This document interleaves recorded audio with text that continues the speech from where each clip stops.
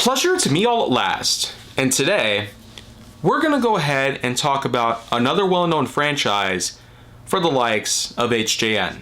So, what I decided to pick for today's piece, this is number 2923, and we have Cuphead as our next pick in line for HJN Season 5.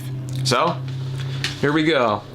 Cuphead is, of course, a well-known PC game that it came out as far back as the 2010s, in which now that more than 15 years have passed, we have a good amount of things to talk about here.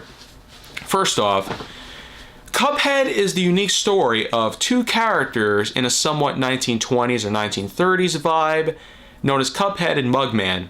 They, of course, make a deal with the Dice King, and they unfortunately end up having to complete a bunch of contracts for souls to be replenished for the devil. Otherwise, they themselves, in the next day or so, will end up suffering for it. They go to Grandpa Kettle for advice, and he ends up giving them some magic powers. The power to shoot things out of their fingertips. Yeah, not a great impression of the sound effect it is, but it is still a nice little click that comes out every time you fire.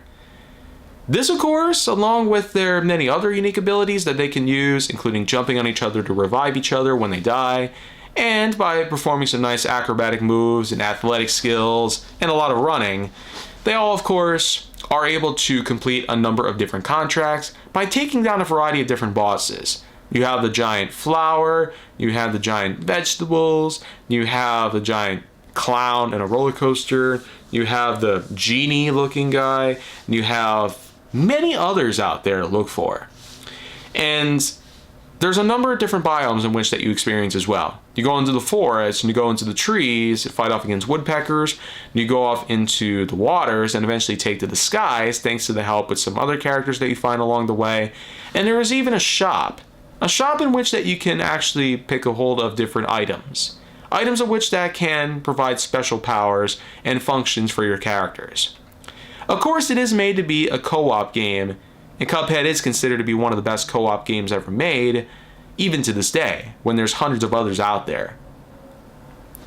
But Cuphead and the popularity that it got, not just for the unique piece of nostalgia that it is in the modern era, there's plenty of other games like it too, by the way. But Cuphead's legacy did stem from the original game itself and took on a number of different media over the years. There were a lot of videos on YouTube that you can watch even to this day, various parodies of the game taken on the form of different animations by various people of all sorts, including one in which that Cuphead ends up drinking himself to death and Mugman shortly follows. But apart from all that, there was even an official show, a Netflix show, which stars the likes of Wayne Brady.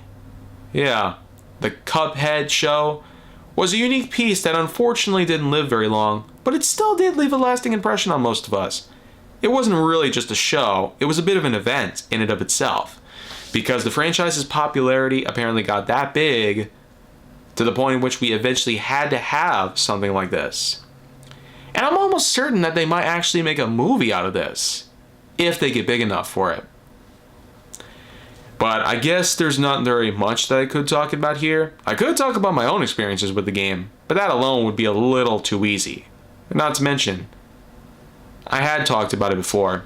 I made a whole video about it, in fact. So, not much more to discuss here, but I guess we'll just leave it at the fact that's a good co-op game for what it is. But since then, the franchise has truly evolved into something more special.